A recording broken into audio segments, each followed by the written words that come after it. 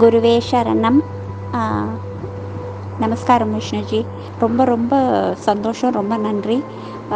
ரொம்பவே எனக்கு ஒரு விஷயம் ஷேர் பண்ணணும்னு ஆசையாக இருந்தது. அதனால தான் இப்போ உங்களை டிஸ்டர்ப் பண்ண வேண்டிய சுச்சுவேஷன். ஐ எம் சாரி, மன்னிச்சுக்கோங்க. நரம்பு நடக்க முடியாமல் ரொம்ப வலிச்சுது. பாதத்துக்கு பின்னாடி அந்த குதிங்காலுக்கு மேலே உள்ள நரம்பு 2 காலுமே ரொம்ப ஐ ஸ்ட்ரகிள்டு மை செல்ஃப். ஒரு 3-4 மந்த்ஸாகவே அந்த ப்ராப்ளம் இருக்குது. என்னன்னே விஷயம் புரியல. ஆனால் நரம்பு ப்ராப்ளம் மட்டும் எனக்கு தெரியும். ரொம்ப பெயின் கில்லர் போட்டு கூட அந்த வலி நிற்கலை. ஃப்ரம் டியூஸ்டேலேருந்து என்ன பண்ணேன், உங்களை மெடிடேஷன் பண்ணும்போது உங்களை ஆஜனா சக்கராவில் வச்சுட்டு உங்ககிட்ட நார்மலாக பேசினேன், கனெக்ட் பண்ணி. எனக்கு எப்படியாவது இந்த பெயின் போகணும், எனக்கு எந்த இதுவுமே வரக்கூடாது, உடம்புல ப்ராப்ளம் வரக்கூடாது அப்படின்னு உங்ககிட்ட எப்படி விஷஸ் வாங்கினேனோ அதே மாதிரி ப்ரே பண்ணேன் 2 நாளாக. எனக்கு நிஜமாலே இன்றைக்கி கால் வலி கிடையாது, நார்மலாக நடக்கிறேன். Thank you so much. எனக்கு இது உண்மையிலே ஒரு மிராக்கிளாக இருக்குது. என்னோடய தெய்வத்துக்கிட்ட எப்போவுமே வராகி அம்மன்ட்ட ஏதாவது கேட்டேன் அப்படின்னா எனக்கு ஒரு வாரத்தில் இதுக்கு என்ன பதில் சொல்லுமான்னா உடனே எனக்கு அதோட ஆன்சர் கொடுக்கும். அதாவது யார் மூலியமாவது அதுக்கு ஆன்சர் கொடுத்துடுவாங்க. எனக்கு நிஜமாலே நீங்கள் என்னுடைய குவாரிஸையும் கேட்டு என்னை ஹீல் பண்ணிட்டீங்கன்றது ஐ வண்டர்ட். Thank you so much. ஆத்ம நன்றி. குருவே சரணம். குருவே சரணம். அனைவருக்கும் வணக்கம்.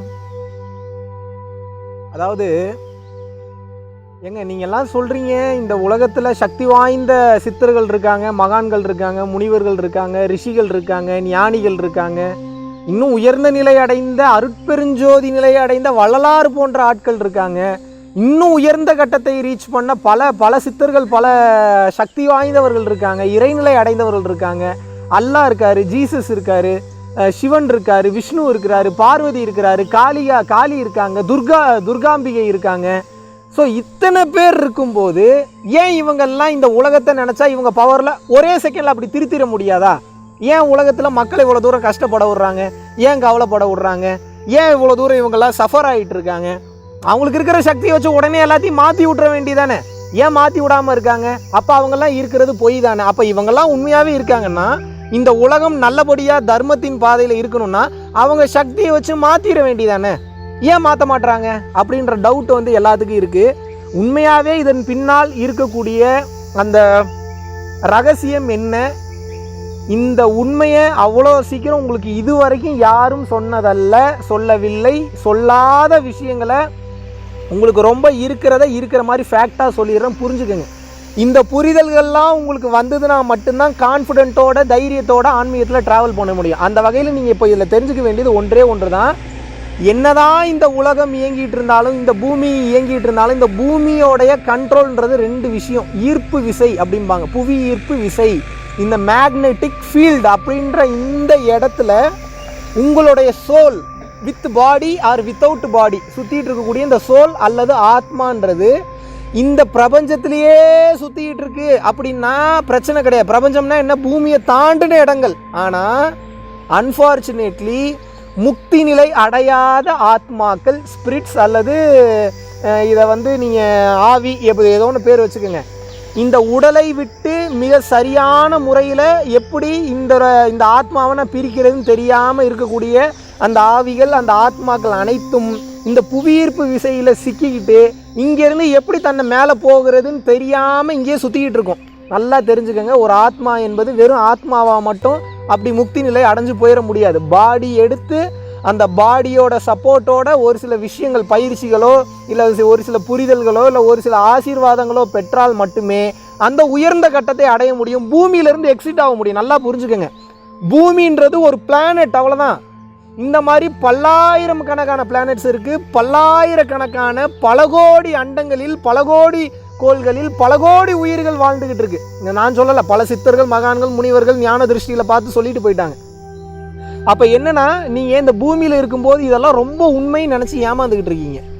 இது நீங்கள் இந்த கலர்ஸோட காம்பினேஷனு, ஹை டென்சிட்டியில் வச்சு இந்த பிளாக் அண்ட் ஒயிட்டை கம்ப்ரெஸ் பண்ணும்போது எத்தனை ட்ரில்லியன்ஸ் ஆஃப் கலர்ஸ் வெளியில் வரும், ஆர்ஜிபினா என்ன, சிஎம்ஒய்கேனா என்ன, சவுண்டோட டச்சுக்கு என்ன சென்ஸ் இருக்குது, பார்க்கக்கூடிய லைட் அந்த ஒலிக்கு என்ன டச் இருக்குன்றது பெரிய தியரி. இன்னொரு நாள் அதை நம்ம ஃப்ரீயாக பார்ப்போம். முதல்ல இந்த பேஸ் புரிஞ்சுக்கோங்க. இந்த பூமியில் நாம் பிறந்திருப்பது பொண்டாட்டி பிள்ளைங்களோட சந்தோஷமாக இருக்கிறதுக்கு, சந்தோஷமாக வாழ்கிறதுக்கு, நான் நல்ல வேலையில் சேர்றதுக்கு, கோடி கோடியாக சம்பாதிக்கிறதுக்கு, கூகுளோட சிஇஓவாக மாறுறதுக்கு, உலகத்திலே நம்பர் 1 கோடீஸ்வரனாக மாறுறதுக்காக கிடையாது. இதெல்லாம் மாயை. நீங்கள் பிறந்தது ஒரே காரணத்துக்காக தான். நீங்கள் பார்க்கக்கூடிய தொழில், உங்களுடைய குடும்பம், இதெல்லாம் ஏதோ தெரிஞ்சோ தெரியாமல் ஒரு கடமையில் போய் மாட்டிக்கிட்டோம். இதிலேருந்து அடுத்து என் புத்தி இப்போ வேலை செய்ய ஆரம்பிச்சிச்சுன்னா இதிலேருந்து நேக்காக எப்படி நான் வெளியில் வரதுன்ற அந்த விஷயத்தை நான் கற்றுக்கணும். அதுக்காக குடும்பத்தை விட்டு நேக்காக வெளியில் வரதுன்னா குடும்பத்தை விட்டு ஓடி வெளியில் வர்றது கிடையாது. குடும்பத்தில் இருந்து கொண்டே மன அளவில் நான் எப்படி வெளியில் வரதுன்றது தெரிஞ்சுக்கணும். இருக்கிற இடத்துல இருந்துக்கிட்டே இருப்பேன், ஆனால் எதுவுமே என்னை பாதிக்கக்கூடாது. அதுதான் உண்மையான முக்தி நிலைக்கு வழிவகுக்கும். அந்த வகையில் இந்த சித்தர்கள், மகான்கள், முனிவர்கள் எல்லாத்துக்குமே நல்லா தெரியும், எல்லாத்துக்கும் பவர் இருக்கிறது உண்மை தான். பல சித்துக்களை செஞ்சும் காமிச்சிருக்காங்க. அஷ்டமா சித்துக்கள் ஆடி இருக்காங்க. அனிமா, மகிமா, லகிமா, கரிமா, பிராப்தி, பிரகாமியம், வசித்துவம், ஈசத்துவம்ன்றாங்க. இந்த அஷ்டமா சித்துக்கள் ஆடினவங்க தான் நம்ம சித்தர்கள். ஆனால் ஏன் இந்த உலகத்தை திருத்த மாட்டுறாங்கன்னா, ஒவ்வொரு ஆத்மாவிற்கும், ஒவ்வொரு மனிதனிற்கும் அது அந்த ஜென்மத்திலேயோ இல்லை முன் ஜென்மத்திலேயோ செய்த பாவ புண்ணியங்களோட கணக்குகள் என்பது 100% இருக்குது. அதாவது சஞ்சித கர்மா, பிராப்த கர்மா, ஆகாமிய கர்மா, காமிய கர்மா, நிஷ்காமிய கர்மா. நான் ஆல்ரெடி ஒரு டீட்டெயில்டாக ஒரு வீடியோவில் பேசியிருக்கேன். அந்த கர்ம வினைகளை பற்றி தெரிஞ்சுக்கணும்னா அதை பார்த்துருங்க.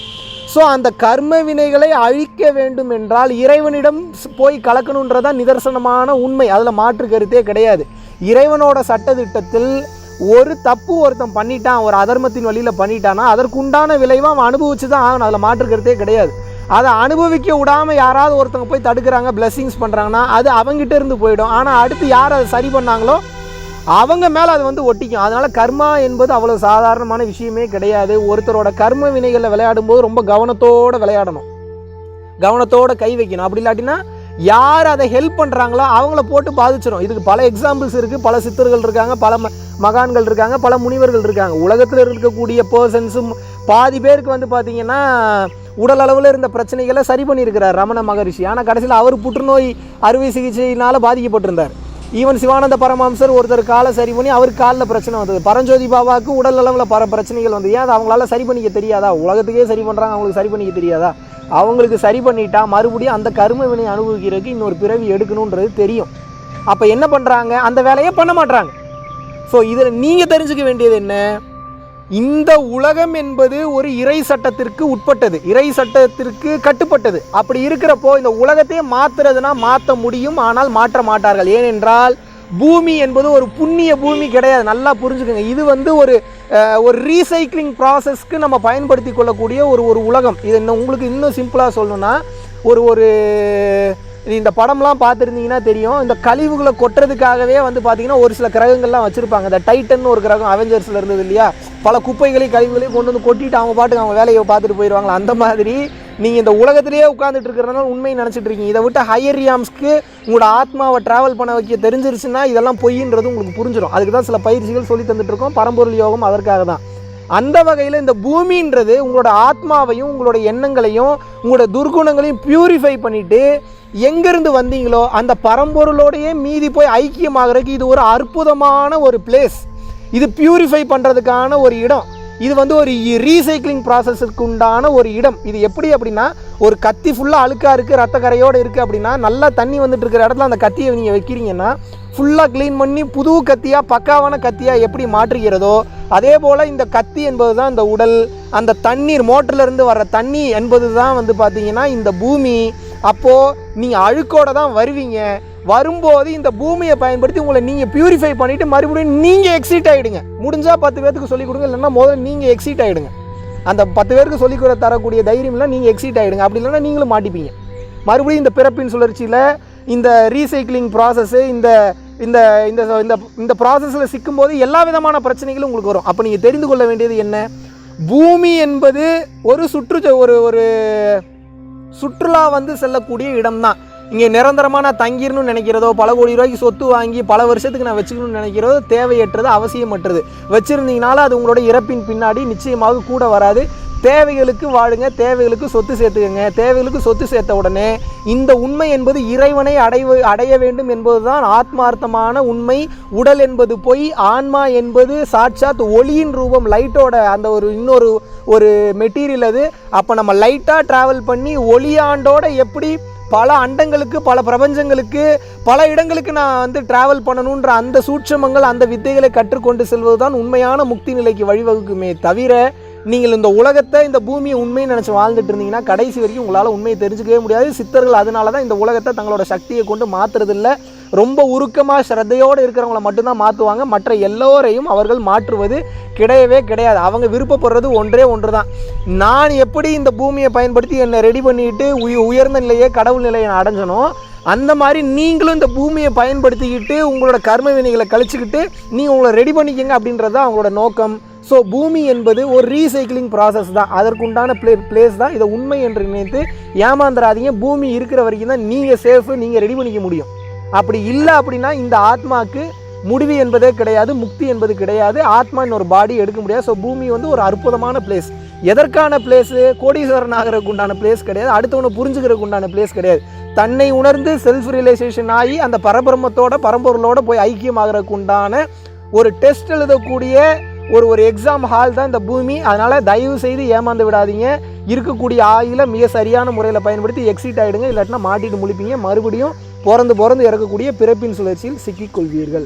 நன்றி, வணக்கம். வெறும் ஐடியா மட்டும்தான் என்னோடது. மக்கள் நல்லா இருக்கணும் அப்படின்றது. அந்த ஐடியாவுக்கு உண்டான மெட்டீரியலைஸ் பண்ணக்கூடிய விஷயங்கள், நன்கொடைகள் கொடுக்கக்கூடியது எல்லாமே நீங்கள் தான். நீங்கள் இல்லாமல் இது சாத்தியமே இல்லை. பல உயிர்கள் பசியார போது அந்த வேலைகள் தினமும் போயிட்டுருக்கு. வள்ளலார் சொல்வது போல ஜீவகாருண்ய ஒழுக்கம் என்பது உங்களது வாழ்வில் அனைத்து செல்வங்களையும், அனைத்து புண்ணியங்களையும் தேடி தரக்கூடிய மாபெரும் ஆற்றல் மிக்கது. சிவானந்தர் சொல்லியிருக்கிறாரு, வள்ளலார் சொல்லியிருக்கிறாரு, அகத்தியர் சொல்லியிருக்கிறாரு, போகர் சொல்லியிருக்கிறாரு. எல்லா சித்தர்களும் சொல்லக்கூடிய விஷயம் அதுதான். ஸோ புண்ணியத்தை சம்பாதிங்க, உங்களோட வாழ்க்கை சுபிட்சமாக மாறும்.